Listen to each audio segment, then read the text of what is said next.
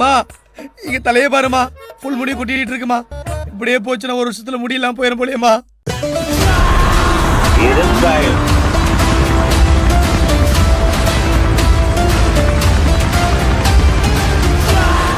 சிஎஃப்ஹெச் வந்து கன்சல்ட் பண்ணும்போது 6 months முன்னாடி கன்சல்ட் பண்ணும்போது உள்ள வரும்போதே நான் சர்ஜரி எடுக்கணுன்ற கான்ஃபிடென்ட்ல வந்துட்டேன். ஸோ டாக்டர் கிட்ட பேசும்போது இன்னும் அந்த பாசிட்டிவ்னஸ் இருந்தது.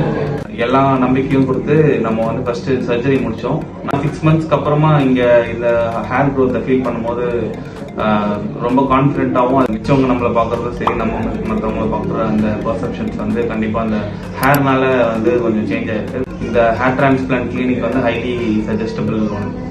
நானும் என் ஃப்ரெண்ட்ஸ் எல்லாருமே சஜஸ்ட் பண்றேன். நீங்களும் அதை வந்து நம்பி வாங்க.